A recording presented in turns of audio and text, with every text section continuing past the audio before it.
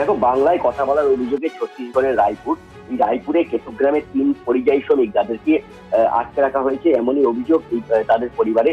জানেই কিন্তু ইতিমধ্যে উদ্বেগ কেতুগ্রামের এই 3 শ্রমিকের পরিবারে। এই পরিবারের দাবি যে দুদিন ধরে তাদেরকে থানায় আটক করে রাখা হয়েছে, কেড়ে নেওয়া হয়েছে ফোন, তাদের সঙ্গে পরিবারের কাউকে কথা বলতে দেওয়া হচ্ছে না। পরিবারের তরফ থেকে কিন্তু একদম স্পষ্ট অভিযোগ করছে যে শুধুমাত্র বাংলা ভাষায় কথা বলার জন্য ছত্তিশগড়ের রায়পুর সেখানে স্টেশনে নামিয়ে দেওয়া হয়েছে।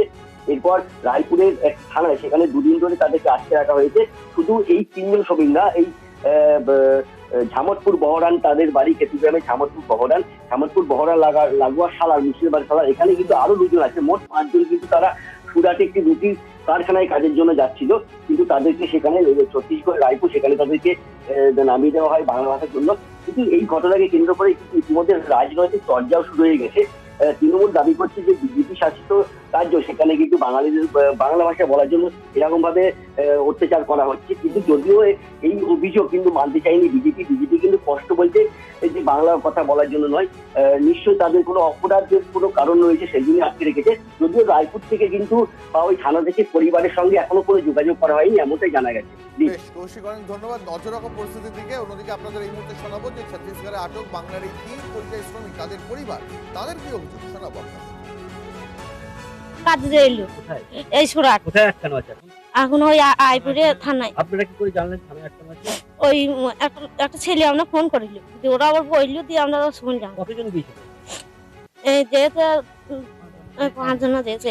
কি কারণ এই ধরে রাখা, কি কারণ? জানি আমরা কি কারণে ধরেছে না, তো ওরা হিন্দিতে বলতে পারে না, বাংলায় বলেছে। ওই থানা থেকে আপনাদের পরিবারে বা কোথাও ফোন ফোন কিছু করেনি? না, ফোনই দেয়নি ছেলেগুলোকে, ফোনই তো সুইচ অফ করে দিয়েছে। আমরা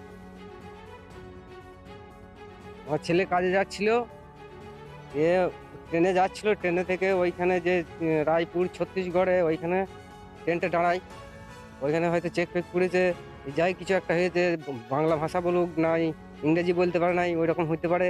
সেই জন্য হয়তো ওদিকে আটকে দিয়েছে, ফোনে কথা বলতে দিচ্ছে না, ফোনটা বন্ধ করে রেখে দিয়েছে। ওরা তো কিছু বলতে পারছে না, বলছে বাংলার জন্য, তাই বলছি। এবার কিছু একটার মধ্যে তো হবে, লইলে তো আমরা বলবি কি, সে তো কথা বলতেই পারছে না, আর ফোনে কথা বলতেও দিচ্ছে না। কারা ধরেছে, কোথায় রেখেছে? এখন ও তো বলছে যে কালকের কথা, আজ কোনো কথা হয়নি, কালকের কথা বলছে যে রায়পুর থানাতেই আছে, তাই বলে।